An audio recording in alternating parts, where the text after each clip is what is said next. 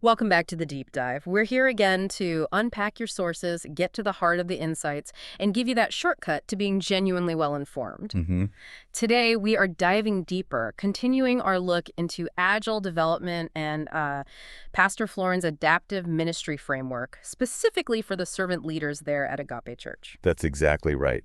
Yeah, in this deep dive, we're really focusing on how we can take these principles of adaptational thinking, agile ideas, and actually apply them Apply them practically. practically Yeah. to the day-to-day work of ministry. We're talking about how work gets organized, how we figure out what's important priorities, and how things actually get done in a place like a church, which is always changing, right? It's dynamic, and we're leaning heavily on Pastor Florin's doctoral research here.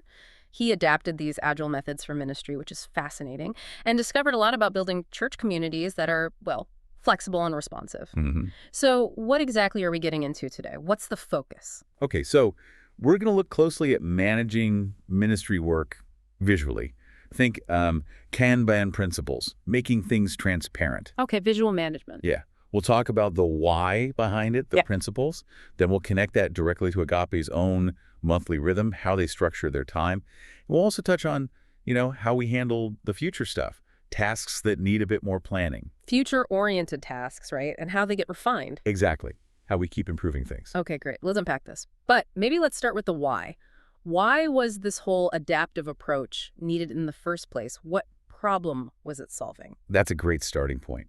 Pastor Florin's research, it really highlighted a challenge, especially for newer churches. He saw that these traditional management models, often borrowed from business sort of top-down hierarchies. The standard org chart stuff? Pretty much. They just weren't delivering the goods, so to speak. They weren't flexible enough, didn't foster enough growth, or give people the autonomy needed to really get ministry momentum going on its own. And this is crucial in a culture that changes so fast, right? Absolutely. So new churches were kind of stuck, struggling to engage with the culture around them without, losing their mission focus or creating division inside. That really echoes discussions in the business world about business agility. I've read about companies reporting better results, customer growth, cost savings, even better reputations when they get more mature with agile. Exactly the same principle, just a different context. It sounds like the church is aiming for similar benefits, just framed spiritually. Effectiveness, engagement, community. Precisely. The core idea is that sticking to rigid, fixed processes just doesn't work well when things are constantly shifting. It's like trying to steer a speedboat with a rudder locked in place. Doesn't work. Not very well. So Pastor Florin proposed this adaptational model of ministry as the way forward. It's designed for flexibility. It can handle both drawing people in attractional stuff and sending people out missional work. And it even helps the church figure out its prophetic voice. When to speak with culture, when to speak against it, depending on the situation. It's about being deeply responsive. So if we're ditching the rigid structures, how does this adaptive model actually function? What's it built on? Two main pillars, Yeah. really important. First, self-organizing systems. Second, a coaching model of leadership. And Pastor Florin was very intentional about using these principles right from the start in planning meetings. It wasn't an accident. It was a deliberate shift. Okay, let's dig into those. Self-organizing systems. That sounds interesting. What makes a system self-organizing in this context? What are its characteristics? Yeah, the research pulled out 5 key things, foundational characteristics. First one is participation. And it's not just showing up. It's about shifting the responsibility for innovation, for problem solving. Away from just the leaders? Exactly, to the whole community. The insight is that this unlocks a kind of collective intelligence you just don't get otherwise. The church becomes this living, learning thing. Everyone's actively engaged. Okay, so collective agency, not just top-down instructions. What's next? Second, relationships. Kind of obvious for a church, maybe, but crucial. These systems run on strong relationships, on networks. Genuine connection is the glue. Without it, self-organization just becomes, chaos. Right, not collaboration. Third is information and meaning making. Good self-organizing systems need clear information flowing through them. And, just as important, a shared understanding of what that information actually means. This points to transparency, right? Everyone needs to see what's happening. That transparency seems vital for empowering people. Number 4. Fourth, freedom to act and decide. You have to give people autonomy. Let them make decisions, take action. This is huge. It means teams can respond quickly, creatively, without getting bogged down waiting for approval. Like seeing a need and just addressing it. Exactly. If a ministry team sees a need in the community, they're empowered to figure out how to meet it. And finally, number 5 is self-reference. The system's energy, its growth, it comes from its internal identity, its mission. Its core purpose. Yeah. It draws strengths from who it is theologically, not just reacting to external trends. This keeps the adaptations grounded and authentic. That framework makes a lot of sense. Participation, relationships, information, freedom, and that core identity. But practically, if everyone's participating and acting, how does the work get organized? How do you know what to work on first? How are priorities set? Good question. And that brings us to the iterative part of the model. It's this constant cycle. Get feedback, reflect together as a community, take specific action, and then adjust based on what happened. Feedback, reflection, action, adjustment. Right, a loop. Mm-hmm.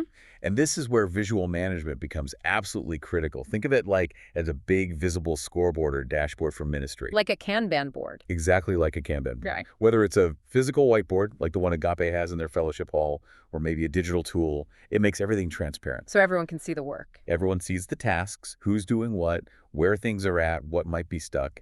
It provides that shared view instantly. Okay, so that visual transparency is how work flows without command and control. How is priority handled on that board then? Who decides what's most important? Well, Pastor Florin, working together with the other ministry leaders, takes responsibility for setting the overall priorities. It's collaborative, but he ultimately guides it. And that's reflected visually. Yes, those priorities become clear on the ministry board, so everyone knows what the focus should be right now. It's about alignment, not micromanagement. It ensures everyone's pulling in the same, most important direction. Okay, that links back to the leadership model you mentioned earlier, coaching, not directing. How does that play out when defining what the church even focuses on, and how does it handle those future tasks you mentioned, the refinement bit? Yeah, that coaching shift is fundamental. Leaders become enablers, not directors. They empower teams, help them understand the why, partner with them on the goals, and then give them space to figure out the how, constantly evaluating and adjusting. So for Agape's core areas, how did that work? Well, Pastor Florin initially defined 6 core areas: corporate worship, community engagement, discipleship, prayer, shepherding, and admin. Basic church stuff, right? Standard categories, yeah. But you said they were refined. Exactly. They weren't just handed down, they were refined with the launch team. Hmm. That collaborative refinement is key, especially for those future-oriented tasks. It's very much like backlog refinement in agile software development. Ah, okay. Preparing the work. Precisely. At Agape, they actually use an online tool for this part, MeisterTask. That's where ideas, future projects, things that need more definition get discussed, broken down, fleshed out. So you refine them in MeisterTask first. Yeah. You get clarity there, make sure it aligns with the vision, figure out the pieces. Then once it's ready and prioritized, it moves on to the main physical ministry board in the fellowship hall to become active work. It's this dynamic flow, bringing clarity collaboratively. That paints a really clear picture of the process, theory into practice. So let's zoom out again. What does this whole approach, self-organizing, adaptive, visual, iterative, what does it actually look like week by week, month by month at Agape? How does this rhythm play out? Right. The monthly rhythm at Agape is probably the best concrete example of this whole adaptive model living and breathing.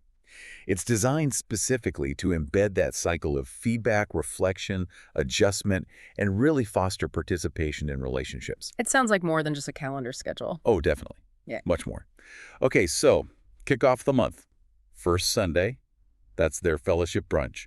Think old school potluck, family gathering style. Everyone's encouraged, bring friends, bring neighbors. Casual and welcoming. Very. And it happens within their family groups, those mid-sized community groups. Yeah. Importantly, the research showed this is seen as an act of worship itself. It builds that extended family feel, making it easy to welcome new people. It directly hits those relationship and participation characteristics we talked about. Okay, so strong relational start to the month. What about the other Sundays? You mentioned liturgical services. Yeah, the second and fourth Sundays and the fifth Sunday when there's one. Those are their corporate worship gatherings with liturgical elements. Now, liturgical might sound formal, but they keep it really casual, approachable. How so? Well, one unique thing is the conversational feel during the message. People can actually ask questions during the sermon. Really? In the middle of it? Yep. It makes it super engaging, helps people connect the teaching to their lives right there. Plus, even the music team sits among the congregation, not up on a stage. It just reinforces that feeling of everyone participating together, making meaning together. That definitely sounds like participation and connection and action. Okay, what about the third Sunday? You said that one's different. It really is. And it's a powerful expression of the model. The third Sunday is their AOK service acts of kindness. Instead of meeting inside, they go out. Out into the community. Yeah. They do meaningful volunteer work together. Each family group invites friends and neighbors to join in. The core idea here, according to the research, is that serving others, engaging with the world's needs directly. That is worship. It's a response to God. So faith and action, literally. Literally. It's tangible. It builds trust with the community, and it transforms the people doing the serving too. It's adapting their service time to meet real needs right there. This is that self-reference piece, living out the mission in a very visible way. Wow. That monthly rhythm really does illustrate everything we've discussed.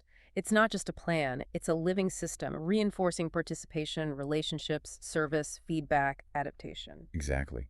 It shows that making ministry effective isn't about having tight, rigid control.